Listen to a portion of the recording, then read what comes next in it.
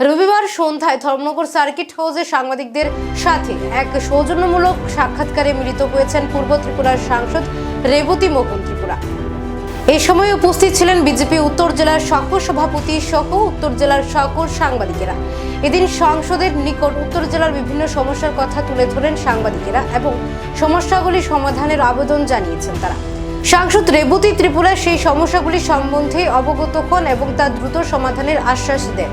পাশাপাশি 2024 লোকসভা নির্বাচনের প্রস্তুতি সম্বন্ধেও এদিন আলোচনা করেছেন সাংসদ রেবতী মোহন ত্রিপুরা।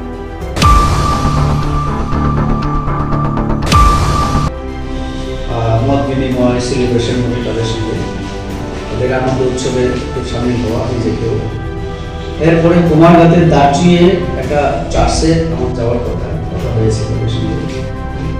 এরপরে অটল বিহারী বাজপেয়ীর জন্মদিন উপলক্ষে করমসরা মন্ডলের উদ্যোগে 2টা জায়গায় বস্ত্র বিতরণ। তো এরপরে বিকেল বেলায় পার্টির আবার কর্মীদের দিয়ে এই হচ্ছে আমার মোটামুটি আজকে এবং আগামী।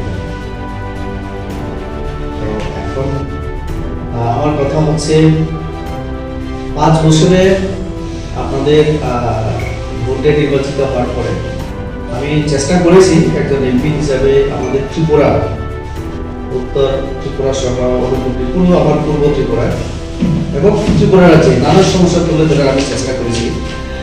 আমি ফেসবুকে আজকে একটা জিনিস আমি শেয়ার করেছি। গত প্রায় 5 বছরে আমি 235টা কোয়েশ্চেন লিখিত মৌখিকভাবে নানানভাবে আমি তোলার চেষ্টা করেছি। এটা একদম রেকর্ডে আছে, আপনারা 235টা। সেখানে যদি আপনারা আমার ফেসবুক শ্রী রেবতী ত্রিপুরা ওইখানে গিয়ে যদি দেখেন, আমি একটা পিন দিয়ে সেটা শেয়ার করেছি। ক্লিক করলে কত তারিখে আমি কোন বিষয়ের উপরে আমি পার্লামেন্টে তোলার চেষ্টা করেছি, তুলেছি, এগুলো সব পেয়ে যাবেন। তো 5 বছরে চেষ্টা করেছি আমার পুরো ত্রিপুরা রাজ্যের নানান বিষয়ে কথা বলা। তো ভবিষ্যতে আপনাদের সহযোগিতা কামনা করি।